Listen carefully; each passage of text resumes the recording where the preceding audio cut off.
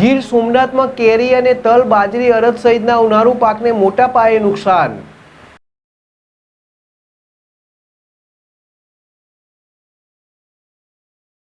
પાછલા એકાદ સપ્તાહથી સમગ્ર ગુજરાતની સાથે સૌરાષ્ટ્રના કેટલાક જિલ્લાઓમાં કમોસમી વરસાદ પડી રહ્યો છે. હવે ઉનાળુ પાકોને નુકસાનીની સૌથી મોટી અસરો જોવા મળી રહી છે. એકાદ સપ્તાહથી સમગ્ર રાજ્યના કેટલા જિલ્લાઓમાં કમોસમી વરસાદ પડી રહ્યો છે, ત્યારે ગીર સોમનાથ જિલ્લામાં પણ વરસાદી વાતાવરણ સતત જોવા મળી રહ્યું છે. કેરીના પાકને તો નુકસાન ચોક્કસ થયું છે, પરંતુ સાથે સાથે ઉનાળુ પાકો જેવા કે તલ, બાજરી, અડદ, મગ સહિત કેટલાક ઉનાળુ પાકો કમોસમી વરસાદમાં નુકસાન પામ્યા છે. આથી ગીરના ખેડૂતોએ લગાવેલા અંદાજ મુજબ ઉનાળુ પાકોનું ઉત્પાદન નહીં થતાં ખેડૂતોને આર્થિક સંકટમાંથી પસાર થવું પડે તેવી સ્થિતિ સર્જાઈ છે. પાછલા એકાદ સપ્તાહથી સમગ્ર ગુજરાતની સાથે સૌરાષ્ટ્રના કેટલાક જિલ્લાઓમાં કમોસમી વરસાદ પડી રહ્યો છે. હવે ઉનાળુ પાકોને નુકસાનીની સૌથી મોટી અસરો જોવા મળી રહી છે. સૌરાષ્ટ્રના ગીર સોમનાથ જિલ્લામાં પણ ખાસ કરીને આ તાલુકામાં કે જ્યાં સૌથી વધુ પ્રમાણમાં ઉનાળુ પાકોની ખેતી થતી હોય છે, તેને કમોસમી વરસાદથી નુકસાન થઈ રહ્યું છે.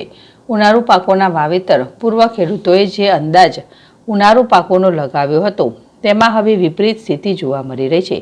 વરસાદના કારણે બગડી ગયેલા ઉનાળુ પાકો થકી ખેડૂતોને આર્થિક વળતરમાં પણ ખૂબ મોટો ઘટાડો થાય તેની ચિંતા કોરી ખાય છે.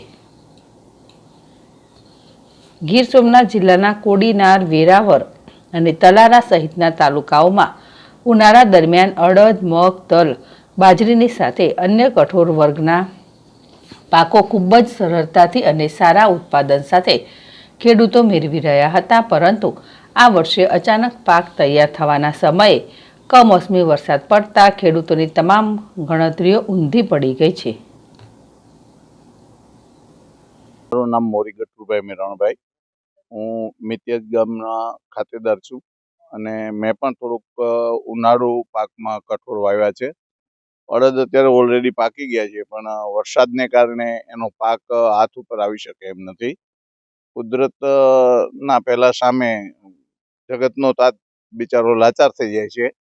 મેં 2.5-3 મહિનાથી મહેનત કરીને જે પાક તૈયાર કર્યો છે, એ અત્યારે મોઢે આવે કોળિયો ઝૂંટવાઈ રહ્યો છે. કેટલું છે નુકસાન થયું છે? અત્યારે એમ માનો કે ઓલરેડી અત્યારે રહી જાય તો પણ 60-70% ઉપર તો નુકસાન ઓલરેડી થઈ જ ગયું છે. હવે જો વરસાદ થાય તો આ મોલમાંથી કઈ હાથમાં આવે નહીં, કારણ કે આ મોલ એવો છે કે થોડાક વરસાદના કારણે એ બધા ઝાડ જ હળી જાય છે, એના છોડ જ, કે એને ખેતરમાંથી કાઢવો પણ ભારેથી પડે છે. સરકાર પાસે એવી અપેક્ષા રાખી શકાય કે જો આ જગતનો તાત આવી રીતે પાયમાલ થતું રહેશે તો જગતનું અર્થતંત્ર ઉપર પણ એમની અસર થશે અને ખેડૂતના પોતાના જીવન ઉપર પણ એની અસર, જબરી અસર થશે ઇકોનોમિકી.